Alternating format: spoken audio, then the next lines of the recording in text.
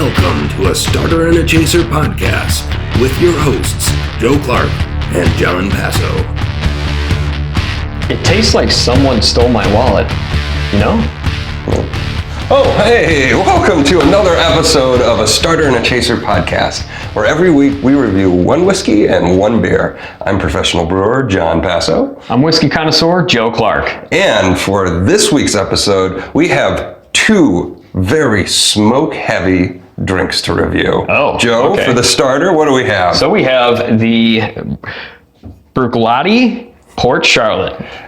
Having trouble saying that one. And as equally unpronounceable, Aecht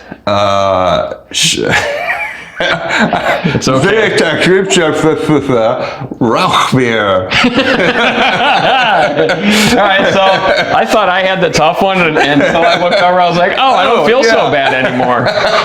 So anyway, the Bruichladdich is a Port Charlotte. It's a 10-year Islay single malt. It was originally founded in 1881 by the Harvey brothers, and it was resurrected in 2001 after many years, many decades of not being, even a long time, not being in production. But the cool thing is that they're still using the old Victorian age machinery that they restored. Nice. And so that's kind of cool. I would like to go there someday and see something. Yeah, like that'd be awesome. What I mean? And heck, that cuts down costs on starting a new distillery. You know, you get to use all this old stuff that's there. You thinking what I'm thinking? I am. All right, we'll get back to that at another point. So it is in the Victorian era distillery. Right. Yeah.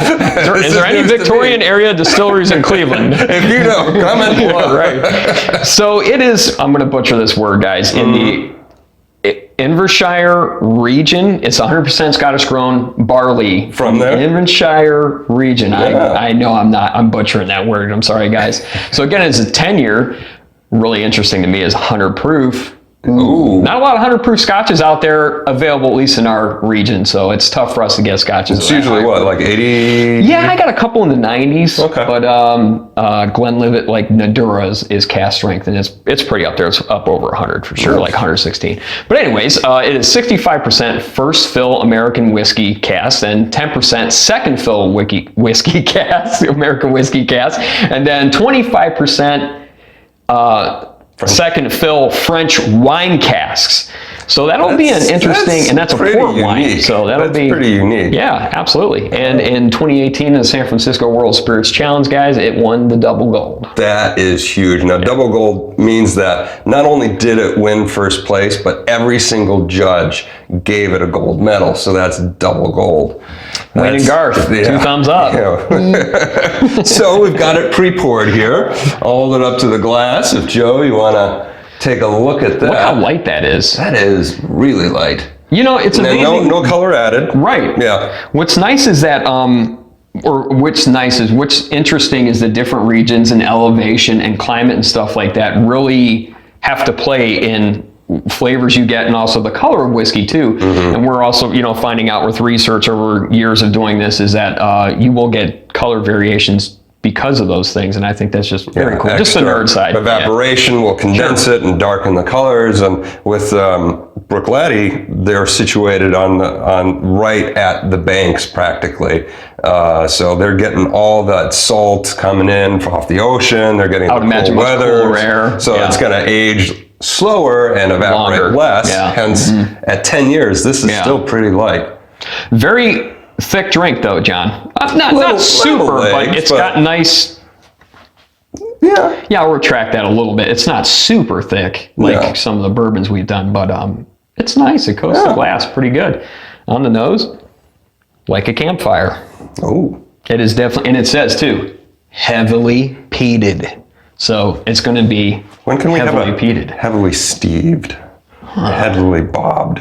Yeah. Why does peat always get the heavily alligator charged? Stupid peat. All right, so very citrusy. A lot of fruit in the background on this one.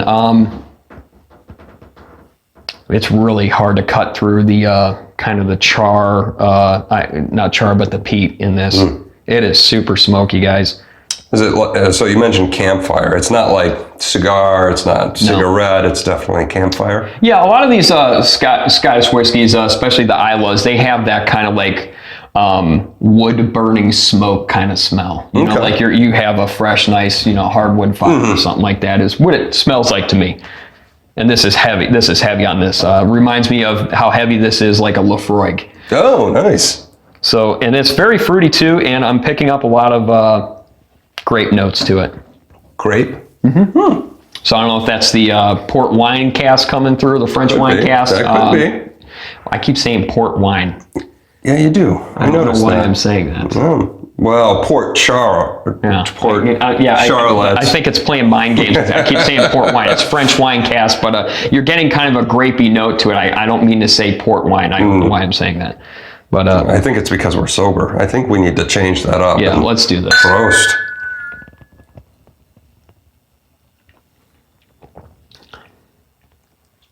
Oh, that's interesting. Wow, that really is. That throws you for a loop in a good way. Yeah. Sweet, malty, tropical fruit right up front. Yeah. But it's not heavy on the peat though. On the palate. For me, it's blossoming. It's need another. I got to go in again. It's kind of a palate shock. Of course.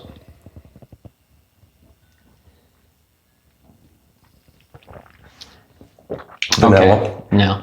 Now the smoke's coming out. The smoke is really coming out. So that is like a campfire. Wow. Getting a lot of heat on that. I'm getting that 100 proof big time on it right now, guys. Like he said, it's starting to really blossom out.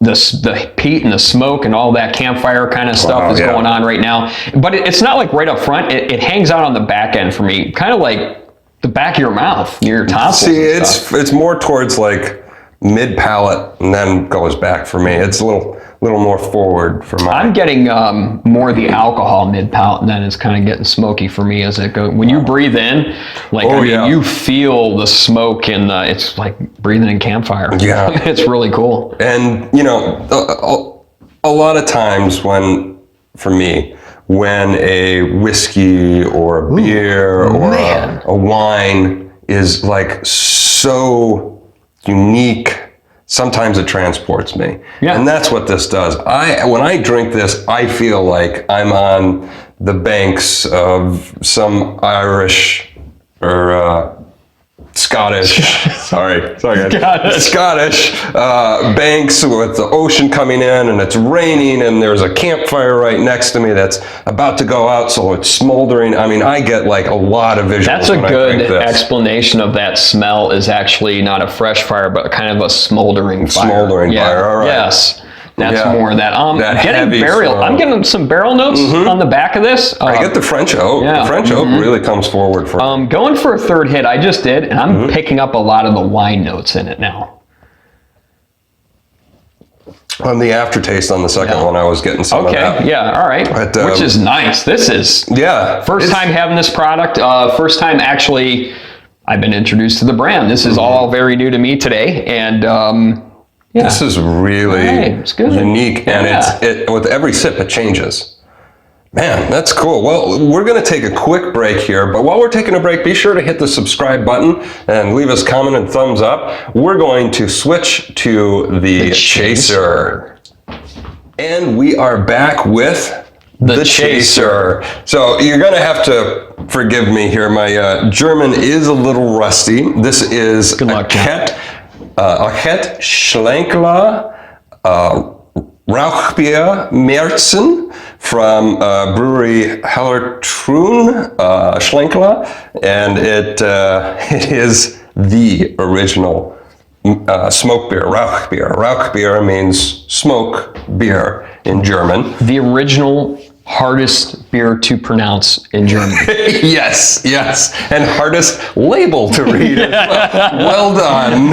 Well done. So the brewery was started in 1405 in Bamberg, Germany, and it's actually still owned by the same family that started it. Wow. It's on their 6th generation of family right now. Wow. And they're actually one of the few breweries that actually still malt their own barley there. Oh, wow. And one of 2 breweries that kiln dry it in the traditional method. So they use beech wood to light on fire and smoke and bring the heat up to dry out the malt, and that's where some of the smoke comes from. Is that like you're saying smoking like some of the scotches they do? Exactly. Okay. Yeah. Wow. So they use peat in Scotland. In Germany, they use beechwood. Wow. Yeah. Interesting. Yeah. This is the first and original smoke beer, first Rauchbier, and it's still brewed to this day in the same method that they do 600 years ago in the copper kettles, and they've got a cavern underneath the brewery where they age the beer, they lager the beer. It's 5.1% ABV, and it has beechwood aged or beechwood smoked malts. So I think we need to crack this one. Let's do it. Open. I'm super excited. Unpronounceable as it is. Coaster followed you there. Perfect. And we have our cool little glassware for this.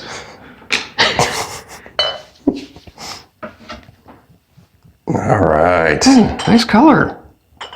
Yeah, Märzens are a little bit of a darker color. I was expecting like this reminds me of like a Doppelbock kind of color. Yeah, you know what I mean? Yeah, good. Am I saying that right? Is it Doppelbock? Okay. Doppelbock. Okay. Look at that. Boy, she's got a good head on her there. Mm-hmm. That good head. Yeah. Mm-hmm. That was good. Good job. Good acting, John. Thank you. Ooh, that is different. Getting anything through that massive head you have on your ear? Yes. Incredibly. What are you getting? Hold it up. It is almost like a grilled meat smell. Ooh. So this would probably pair well with charcuterie. That or a good steak. Or some burgers on the grill. It actually smells like burgers and hot dogs. Really? On a grill, on a charcoal grill, swear. Smells almost exactly like it.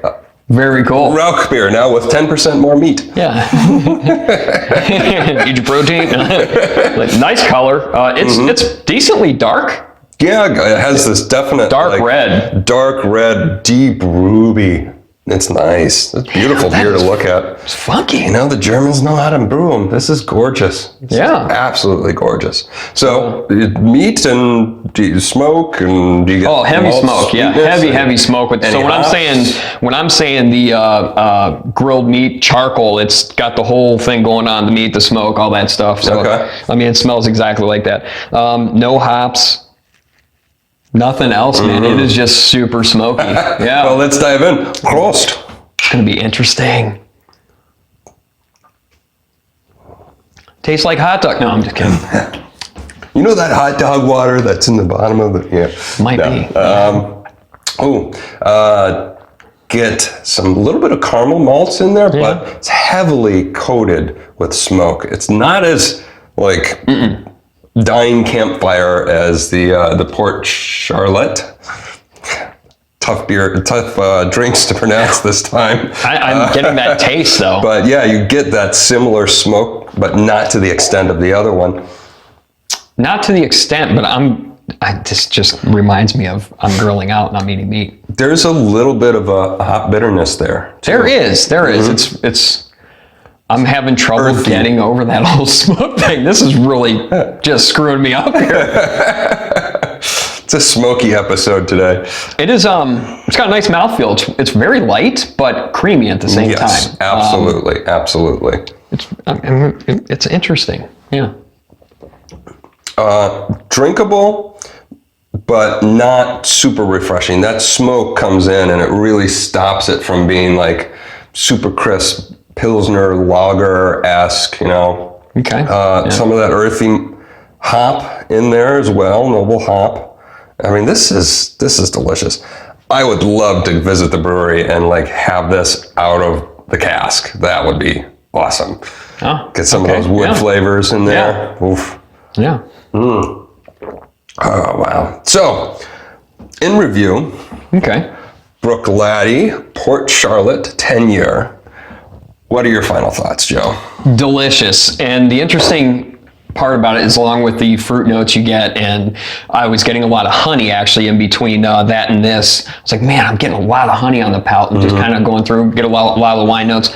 But every time you take a drink of that, it's almost like you're restoking that campfire and getting some of that smoke coming back, because the more it's more intense. It's one of those drinks I think you would just kind of sip and just mellow out for a few minutes between sips, because the more you keep stacking, the more the smoke keeps hitting on the back, and it just layers it. It doesn't mix in well, it just layers it, and it keeps getting stronger and stronger and stronger and stronger. And I think that smoke also brings on the alcohol heat, and it's one of those ones I would say it's a long sipper. Yeah, and beautiful. I agree with what Joe was saying in between the break here when we were cleansing our palate. He said this is probably the most complex 10-year Islay that you had ever had, and I am definitely inclined to agree with that. I mean, just every single sip. Yes, that smoke got more intense, but the flavors just kept changing. I mean, from that honey sweetness and the tropical note that I was getting up front to the wine finish that I was getting after the second and third sip, and just that smoke. Wow. I'm really kind of speechless about that one. It's absolutely. It's a beautiful drink, man. High-end whiskey. Yeah. Wow. High recommendation to pick one of these up. Yes. Now, what do you think about the Aecht, I can't pronounce anything in the middle, Rauchbier Märzen? Yeah. I'm going to say I'm totally not a fan. I think this is one of the few that we've done where I've been like, I could not get into this. Okay. It completely disagrees with my palate. Now, they do have different ones of this. So the Rauchbier is kind of an overarching style, but they got an Urbier, they've got a bunch of other different ones that are a little lighter, a little heavier. So I'm always willing to try. Maybe there's one in there that would agree with you. Absolutely. Yeah. So it's really just kind of like, it's too much smoke for you? What is not vibing on your palate? For me, it's too unbalanced for me. The beer trying to mix with the really heavy like grill smoke with this, it's just not agreeing with me at all. I don't know if it's the fun glassware that I'm drinking it out of. I love this one. I've had this one in the past. I love smoked beer. This one has got everything that I like between the hop note, the malt presence, and then that smoke just ties it all together for me. For me, I enjoy this one. Okay, all right. So we are going to disagree occasionally on this show. But, absolutely. And if you are on Team Joe, put hashtag Team Joe in the comments below. But if you are in Team John for this beer, put that in the comments. We'll see where our viewership is at on this one. All right. I agree. Yep. Yeah. So that is this week's episode. Be sure to check us out on podcast networks, Instagram, Facebook. We've got a great Patreon account if you'd like to support us. Google Play, Apple Play, Breaker, all that. We're on all that great stuff. All that stuff. Yeah. So shoot us an email. Enjoy the show, and we'll see you next Wednesday. And do you smell that? Did my wallet just get stolen because I taste something funny? No?